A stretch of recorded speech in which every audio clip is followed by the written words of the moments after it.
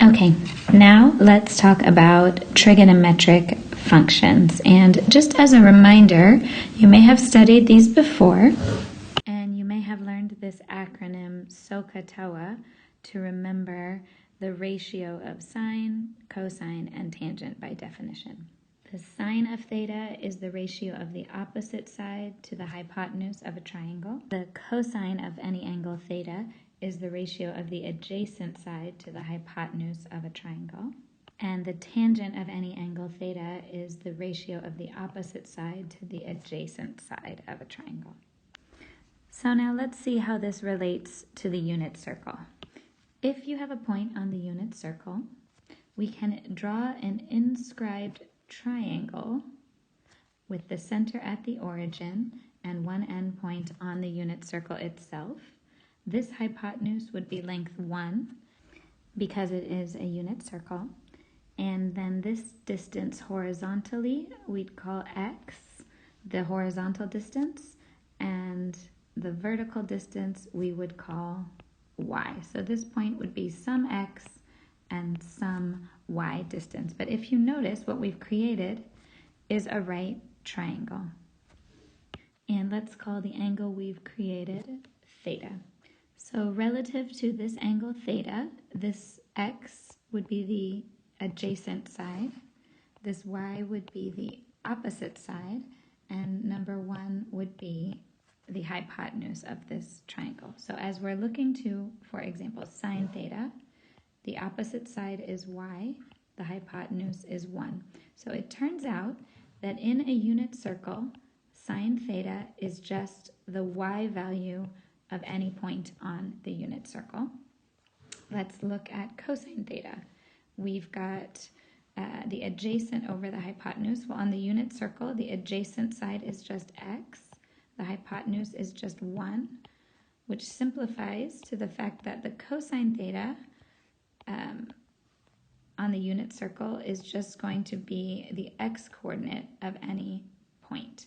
So in fact, we could rewrite any point on the unit circle as the cosine of theta and the sine of theta on the unit circle.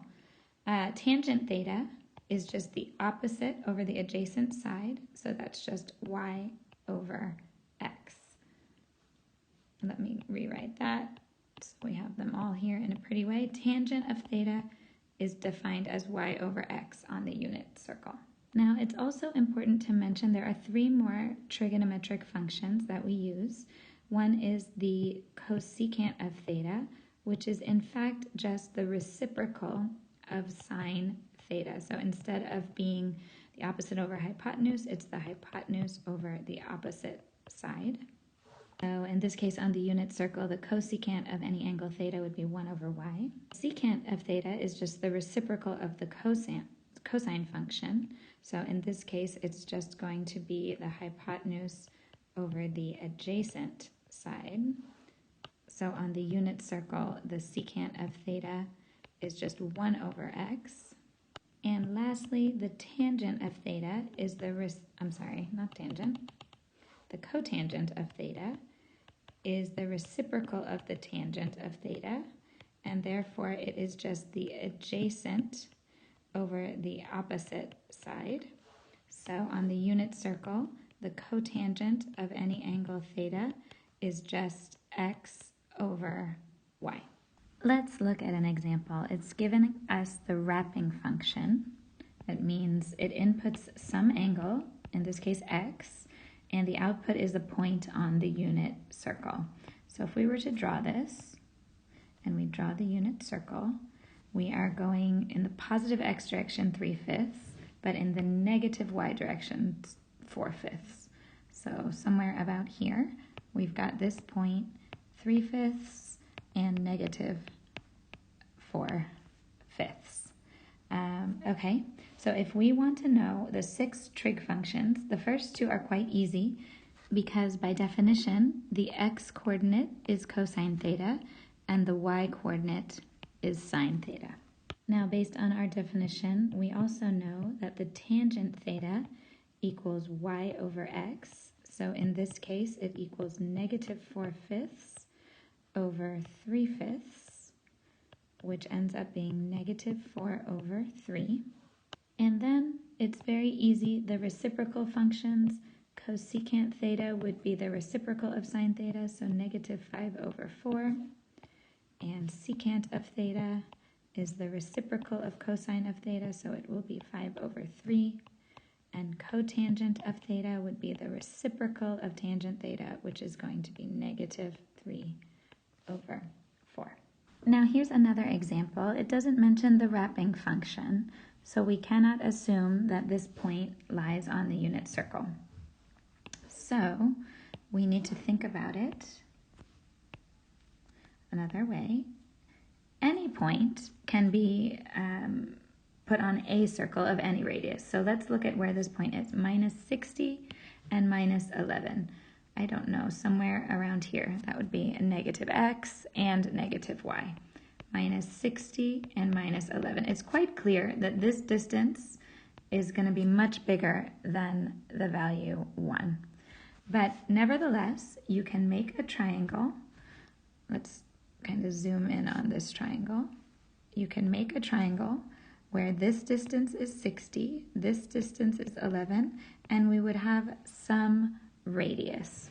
And the important angle to take note of is the one that is formed at the center of the circle on the coordinate plane. Let's use the Pythagorean theorem to find the missing side, to find the radius. According to the Pythagorean theorem, the radius squared is going to be the leg squared plus the leg squared. So the radius squared is 3721, and then the radius is the square root of that number, which is 61. So now we have a triangle, we know what angle we're looking at, and we can find all of the related trig functions. And remember, relative to the angle theta, the green angle, that's the adjacent side, or it's the x value in this case. This is the opposite side, or the y value in this case.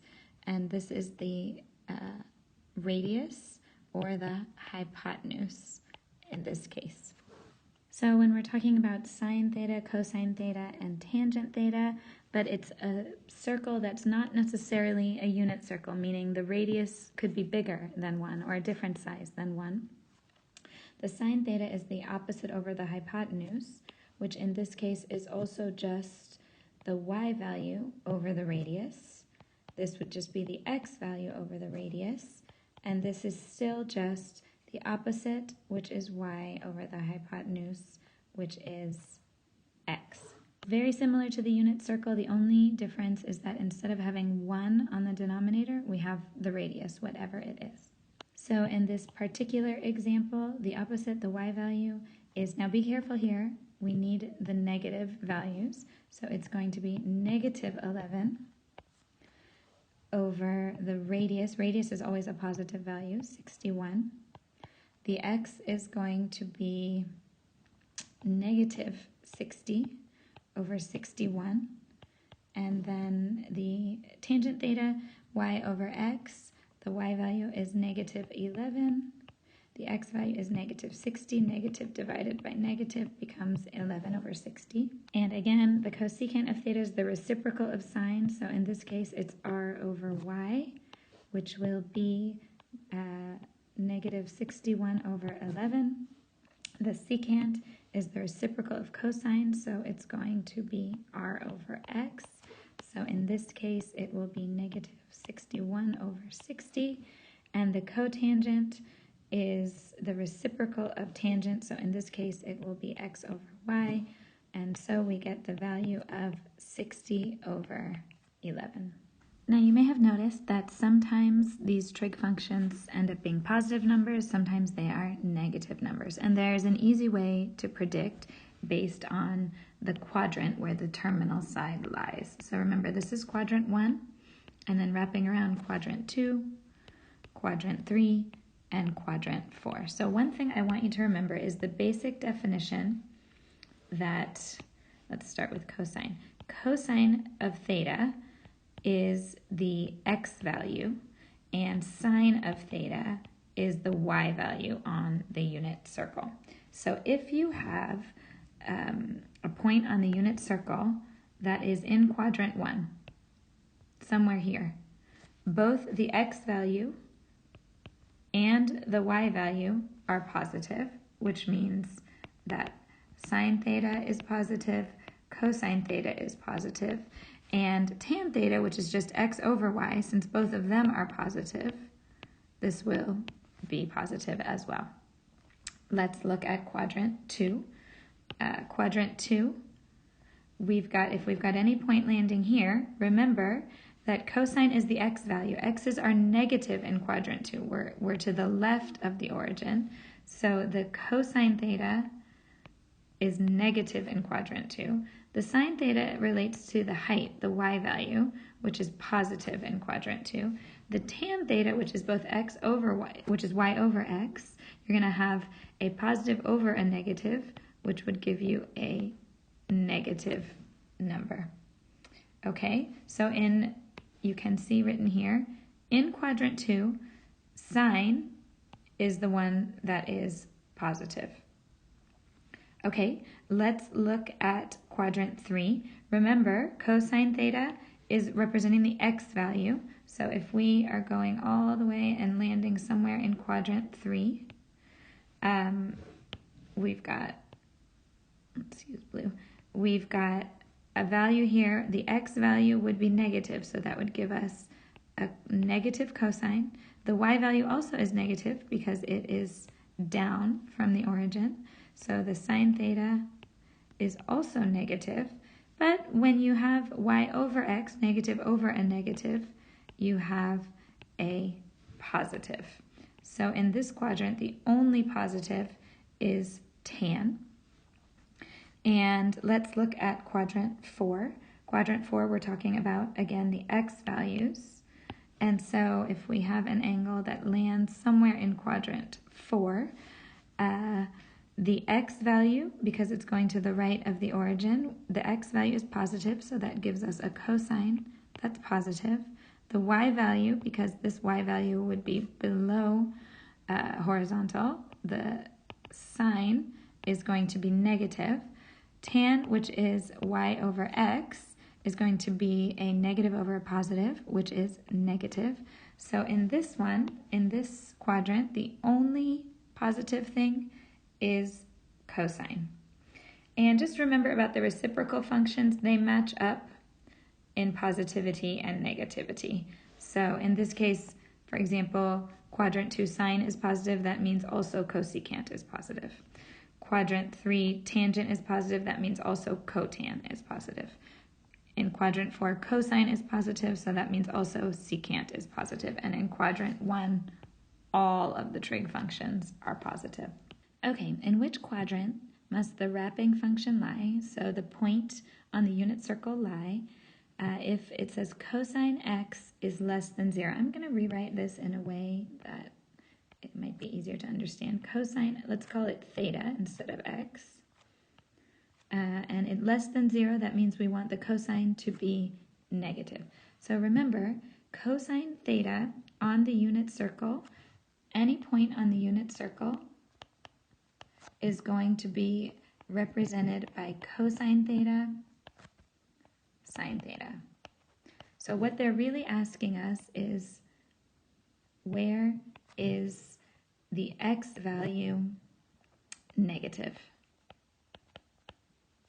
on the unit circle? So remember the unit circle. Where is the x value negative? Well, x's are negative here in quadrant 2 and quadrant 3. So in this case, we'd say quadrant 2 and quadrant 3. And then they're asking us, where is tan theta positive? Where is tan theta positive? So since tan theta is y over x, we need to know when do both y over x have the same sign. So x and y in each of these cases are positive, and in each of these cases are negative and negative. So in both those places, the tan theta is going to be positive. So we're going to say quadrant 1 and quadrant 3. Sorry, just to label it. There's quadrant 1 There's quadrant 4. And now they're asking us, where is the cosecant negative? Where is the cosecant of theta negative? Remember, cosecant of theta is the inverse function of the sine of theta. So where is the sine of theta negative is the same question. Where is the sine of theta negative? Sine of theta, if you remember, corresponds to the y value, the vertical distance. So where is the y value negative? That's what they're asking. Where is the y value below the origin? And that is in quadrant 3 and quadrant 4. Okay, now we're going to move on and focus on the graphs of trigonometric functions. So the graphs of specifically sine and cosine are very important because they model things that happen on a repeated cycle. So we call those functions periodic functions. And basically, in simplicity, what a periodic function means is that for different inputs, you will come back around and get to the same output. So there will appear to be a cycle of what's happening. And you can imagine when we look at the unit circle and we travel around the unit circle, if we keep traveling around and around, we will keep reaching the same values again and again. So that's the idea of a periodic function. When we talk about periodic functions, we're going to use some vocab, and I'll talk about each one of them. The period is the smallest amount of time before the function begins repeating itself. Okay? We'll look at that on a graph. It'll make more sense in the next slides. The domain is the set of possible input values. So what are you allowed to input into the function? And the range, similarly, is the set of possible output values. What will come out of the function when you put numbers in? Well, let's look at this graph of sine first of all. And before I get into this, I want to remind you of the unit circle and remind you that for any point on the unit circle, that point can be written, instead of a point A, B, it can be written as cosine theta and sine theta, where theta is the angle with terminal side on the positive, with initial side on the positive x-axis. Now, since we're talking about, firstly, the sine graph, we're really only looking at the vertical distance. So if I started here, my vertical coordinate is going up until I hit the 90-degree angle, and then I start moving back down to 0, you can see on this graph, and then I go below the x-axis, so I go negative till I hit a low point at 270 degrees, and then I go back up, back to the starting point, and you can see it's periodic. It repeats that cycle over and over again. So that's where the sine graph comes from. And some things to note about the sine graph is it repeats itself, the period, it repeats itself at an interval of 2 pi. So 2 pi, remember, is 360 degrees. Every time you travel 360 degrees, you repeat the same cycle. The domain is all real numbers. You can input negative angle values, positive angle values, an angle value of 0, doesn't matter. It will have a coordinating height on the unit circle. The range is the set of output values, meaning the distance. We're talking again about sine, which is the vertical distance. The maximum vertical distance is going to be positive 1, and the negative vertical distance away from the origin is negative 1. So the range goes between positive 1 and negative 1. This is the sine graph. The very notable things, again, is that it starts at 0 and starts going up, and that it repeats itself every 2 pi units, and that it goes in between the positive values of height of 1 and the negative value, a height of negative 1. Okay, now we will look at the cosine graph. And again, let's think about the unit circle. The point on the unit circle And any point on the unit circle can be modeled by cosine theta, sine theta, where theta is this angle. And so the cosine theta is really talking about the horizontal distance from the center. So let's start at 0 and think about the horizontal distance from the center. At 0, the horizontal distance is 1. But then we're getting closer and closer and closer to the center until at 90 degrees you've exactly hit the center line. You're at a horizontal distance of 0. Then you're getting farther away in the negative until you are at -1 over here. And then you're going back to the center, a point 0, -1, this point. You're going back to 0 at 270 degrees. And then you go back to your original starting point, which is 1 unit to the right of the origin. So this is the cosine curve. Again, if you keep going around the circle, it will repeat itself in a periodic way. The things to note are this. It repeats itself every 2 pi, so that's the period. Every time you travel around the circle once, you repeat the pattern. The domain, all real numbers, you can put any number, positive or negative, in for the cosine. The range, again, the biggest horizontal distance is going to be +1, and the biggest negative horizontal distance is here at -1. So those are the characteristics of the cosine graph. Now remember, on the unit circle, the tangent of any angle theta is just y over x. So there will be issues at x equals 0. Whenever we have x equals 0, remember you can't divide by 0.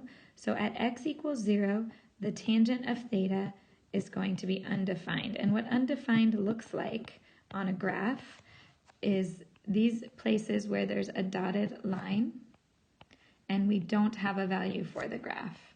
The graph gets very close to those dotted lines but never touches. They're called asymptotes. So you can see here at 90 degrees and at 270 degrees and repeated in a cycle, we have undefined tangents, meaning you cannot have a value at those particular points. So let's now look at some examples where we need to match. We've got an equation for a sine graph, a cosine graph, and a tan graph. Now, sine graph, the biggest distinguishing characteristic is that it starts at 0, 0. So as I look to the point 0, 0, it looks like this. The reason I know it is not going to be this one, which also starts at 0, 0, is this one has many places where the graph itself is undefined.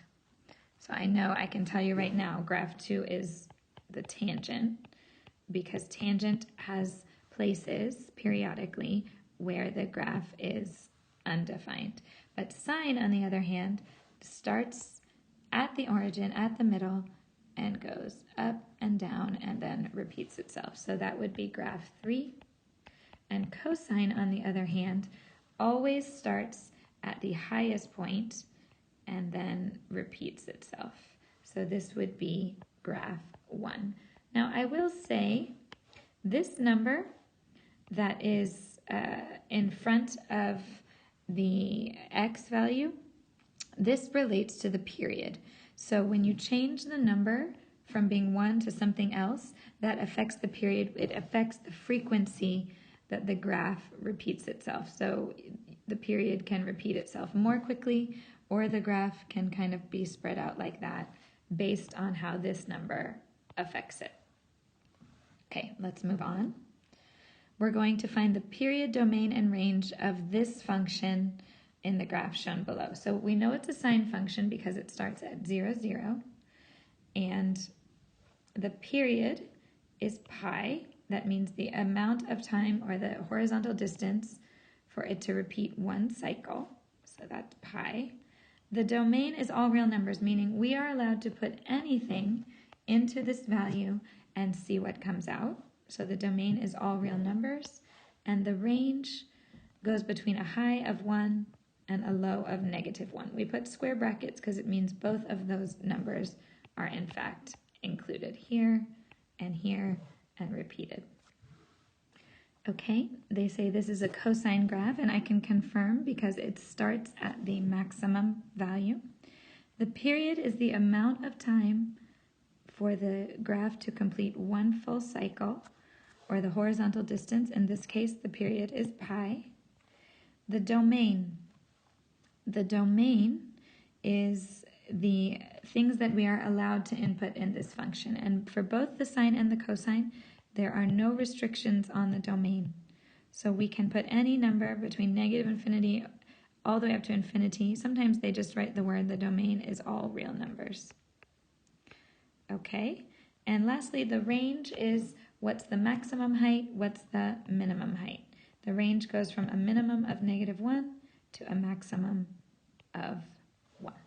So we will look at these examples. This is a sine graph, and I can confirm because it starts at the midline, it starts at 0. And the period is the horizontal distance before it completes one cycle. So it completes one cycle after 4 pi. The domain is the what you are allowed to input, and in sine, you are allowed to input anything from the real numbers. So all reals, you can put that symbol, it means all real numbers, or you could say anything from negative infinity to infinity. The range is what is the minimum y value, in this case -1, what is the maximum y value, in this case 1. Okay, cosine 3x, we are looking in this case, I know it's a cosine because it starts at the highest point and it repeats itself every 2 pi over 3, so that is the period, 2 pi over 3. The domain, for both sine and cosine, you are allowed to input anything, so again, the domain is anything between negative infinity to infinity, or you can use this symbol, all real numbers. And the range is the minimum output, which is -1, and the maximum output, which is 1. Okay, hopefully now you understand the basics of graphs of trigonometric functions.